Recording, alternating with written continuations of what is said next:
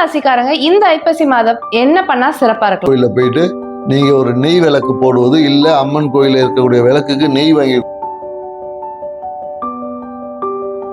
கொடுப்பது உங்கள் வாழ்வில் மகிழ்ச்சியை அதிகரிக்கும், ஐஸ்வர்ய. எஸ்என்ஸ் அஸ்ட்ரோ 2K நேரல் அனைவருக்கும் சுதா மோகனின் இனிய வணக்கம். நம்ம இன்னைக்கு எதை பத்தி பார்க்க போறோம்னா ஐப்பசி மாதத்திற்கான ராசி பலன்.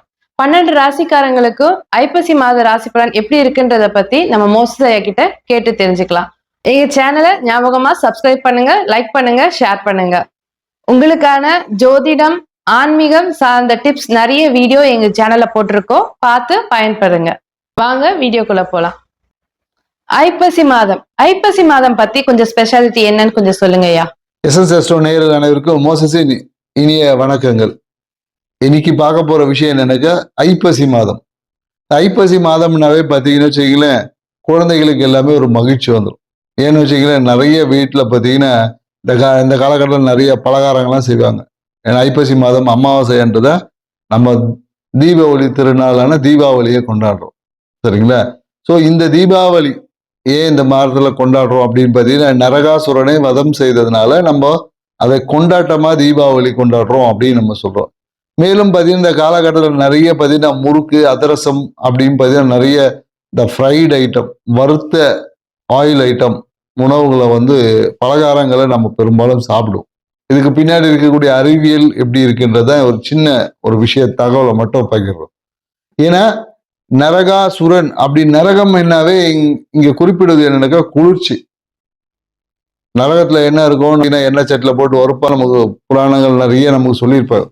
குளிர்ச்சி தான் பார்த்தீங்கன்னா நம்மளுடைய அதிகப்படியான இந்த வியாதிகளுக்கு, இன்னைக்கு சொல்லலாம் குரானிக் டிசீஸ் அப்படின்னு சொல்லுவாங்கல்ல, நீண்ட நாள் வியாதி, இது எல்லாமே உடம்புல அதிகப்படியான குளிர்ச்சி வரும்போது நமக்கு ஏற்படும் என்பதுதான் இன்னைக்கு மருத்துவ ஜோதிடத்துல சொல்லக்கூடிய விஷயம், மருத்துவத்துல சொல்லக்கூடிய விஷயம் அதுதான்.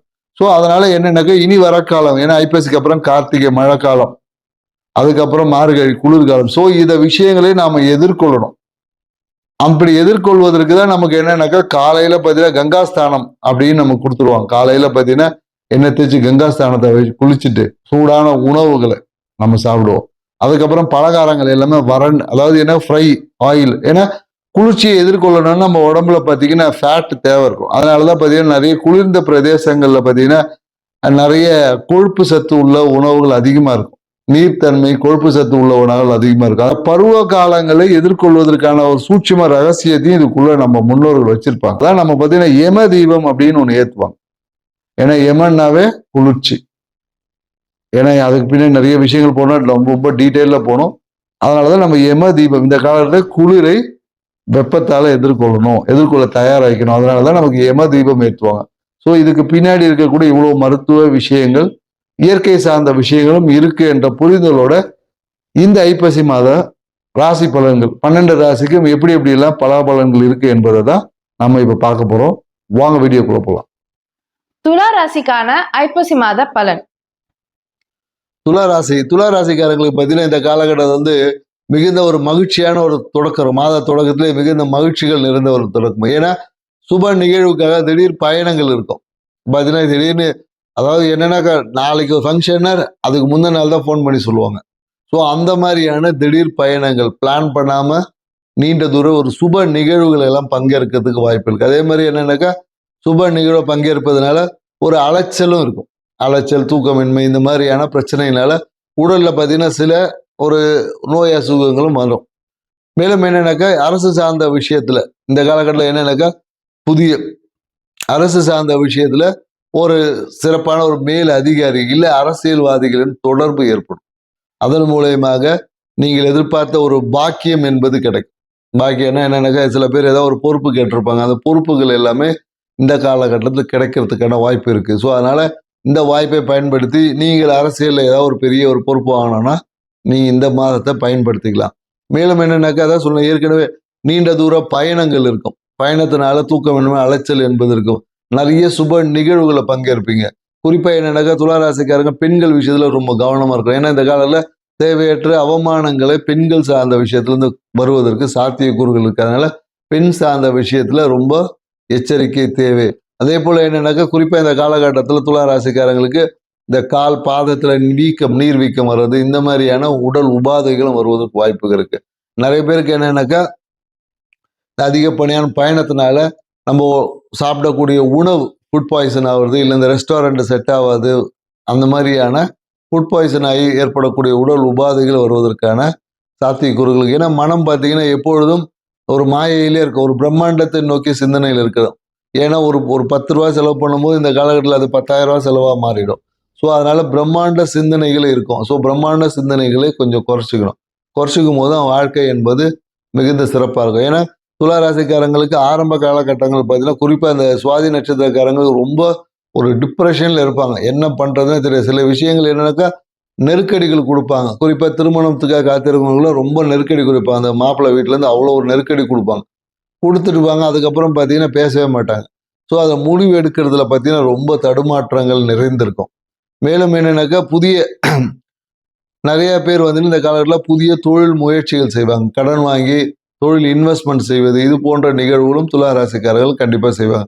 துலா ராசிக்காரர்கள் இந்த காலகட்டம் ஆரம்பம் கொஞ்சம் விரயமாக இருந்தாலும் அந்த மாதத்துக்கு பிற்பகுதியில் பார்த்தீங்கன்னா நிறைய அதிர்ஷ்ட வாய்ப்புகள் இருக்கும். ஆனால் என்னன்னாக்கா பெண்கள் சார்ந்த விஷயத்தில் கொஞ்சம் கவனமாக இருக்கும். ஏன்னா சில அவமானங்களை சந்திக்கக்கூடிய வாய்ப்புகள் இருக்குதுன்னு சொல்லலாம். ஏன்னா இந்த காலகட்டத்தில் நிறைய கையில் காஸ்ட்லியஸ்ட் பொருள், ஏதாவது மொபைல் ஃபோன்லாம் உடைச்சிருவாங்க. கோவத்தில் சில பேர் உடைப்பாங்க, சில பேர் கை தடுமாறியை உடைக்கிறதுக்கான வாய்ப்புகள் இருக்குது. ஸோ ஏன்னா இந்த காலத்தில் புதிய ஒரு லக்ஸரி புதிய பொருளை வாங்குவதற்கு வாய்ப்புகள் இருக்குது. ஏன்னா வீட்டில் பார்த்தீங்கன்னா ஏதாவது ஒரு லக்ஸரி பொருள் ஒன்று வாங்க சொல்லி ஒரே அடம் பிடிச்சிட்டு இருப்பாங்க. ஸோ அதுக்காக புதிய ஆடம்பர பொருட்களை வாங்கி உங்கள் வாழ்க்கை துணையை நிறைய பேர் மகிழ்ச்சி பண்ணுவாங்க, இல்லை கிஃப்ட் வாங்கி கொடுப்பாங்க. இல்லை வீட்டில் பார்த்தீங்கன்னா வீட்டில் ஒரு டிவி வாங்குறது, இந்த மாதிரியான ஏதாவது ஒரு நிகழ்வு இந்த காலகட்டத்தில் கண்டிப்பாக இருக்கும். ஏன்னா இந்த காலகட்டத்தில் என்னன்னாக்கா நீங்கள் பணம் வீட்டில் எவ்வளோ பணம் வச்சுருந்தாலும் அது ஏதோ ஒரு இதில் காலியாகிட்டே இருக்கும். ஸோ தந்தை சார்ந்த விஷயத்தில் ஒரு மகிழ்ச்சியான நிகழ்வு என்பது இருக்குது. தந்தை கிட்டேருந்து ஏதோ ஒரு ஆதாரமான ஒரு சூழல் வரும். இல்லை நிறைய பேர் எனக்கு அப்பா கிட்ட காசு வாங்கி தொழில் தொடங்கக்கூடிய வாய்ப்பு எல்லாமே இந்த காலகட்டத்தில் துலா ராசிக்காரர்களுக்கு இருக்குது அப்படின்னு சொல்லலாம். ஏன்னா என்னதான் இருந்தாலும் மன மகிழ்ச்சியில் ஒரு சிறிய விரக்தி என்பது இருக்கும். இவங்களை சுற்றி நல்ல ஒரு ஹாப்பி அட்மாஸ்பியர் இருக்கும். ஆனால் அது எதுவோ எங்கேயோ ஒரு இடத்துல முழுமை பெறாத ஒரு விஷயமா இருக்கும். ஏன்னா இவங்களோட ஆன்மீக நாட்டம் எங்கேயோ போயிட்டு இருக்கும். ஸோ அது எல்லாத்திலும் ஒரு என்ன சொல்லுது, ஒரு எல்லாம் இருந்தும் இல்லாத ஒரு சூழலும் சில பேருக்கு இருக்கு. ஏன்னா கேது பகவான் 11ல் இருக்கிறதுனால கொஞ்சம் ஒரு விரக்தியை கொடுத்துட்டே இருப்பார். இல்லைன்னா நிறைய பேர் என்னக்கா ரொம்ப ஆடம்பரம் ஏதோ ஃபங்க்ஷனுக்கு எல்லாம் தயார் பண்ணி வச்சிருப்பார். திடீர்னு பார்த்தா ஒரு போக முடியாமல் ஒரு தடை. பெண்களுக்கு பார்த்தீங்கன்னா இந்த மாதிரி மாத விலக்கு தடை, இந்த மாதிரியான விஷயங்கள் வந்து அந்த நிகழ்வில் பங்கேற்க முடியாமல், ஏன்னா ட்ரெஸ் வாங்கி வச்சிருப்பான், எல்லாம் வாங்கி வச்சிருப்பான். அந்த ஃபங்க்ஷன் கிளம்பும் போது இந்த மாதிரி ஒரு விஷயம் வந்துடும் போது அந்த விஷயத்தில் பங்கேற்க முடியாமல் ஒரு மன அழுத்தத்தில் சந்திக்கக்கூடிய வாய்ப்பு எல்லாமே இருக்குது. ஸோ அதனால் அது ஒரு விஷயத்துக்கு முன்னெச்சரிக்கையாக போகிறீங்கன்னா அதுக்கான தயாரிப்புகளை சீராக வச்சுக்கோங்க. இந்த மாதம் உங்கள் வாழ்வில் அனைத்து ஐஸ்வர்யத்தை கொடுக்கும். ஆனாலும் பெண்கள் சார்ந்த விஷயத்தில் கொஞ்சம் கவனமாக இருந்தீங்கன்னா வாழ்க்கை சிறப்பாக இருக்கும். துலா ராசிக்காரங்க இந்த ஐப்பசி மாதம் என்ன பண்ணா சிறப்பா இருக்கலாம்? இந்த காலகட்டத்தில் துலா ராசிக்காரங்களுக்கு எங்கேயாவது கோயிலில் ஏற்படக்கூடிய கோயிலில் பார்த்தீங்கன்னா உங்கள் கையால் நெய் வாங்கி கொடுங்க. ஏன்னா நெய் தீபம் போடுவது இந்த காலகட்டத்தில் உங்கள் வாழ்க்கையில் ஐஸ்வர்யத்தை பெற்றுத்தரக்கூடிய ஒரு காரியமாக இருக்குது. ஏதாவது ஒரு அம்மன் கோயிலில் போயிட்டு நீங்கள் ஒரு நெய் விளக்கு போடுவது, இல்லை அம்மன் கோயிலில் இருக்கக்கூடிய விளக்குக்கு நெய் வாங்கி கொடுப்பது உங்கள் வாழ்வில் மகிழ்ச்சியை அதிகரிக்கும், ஐஸ்வர்யத்தை பெருக்கும். செஞ்சு பாருங்கள், வாழ்க்கை சிறப்பாக இருக்கும். நன்றி, வணக்கம்.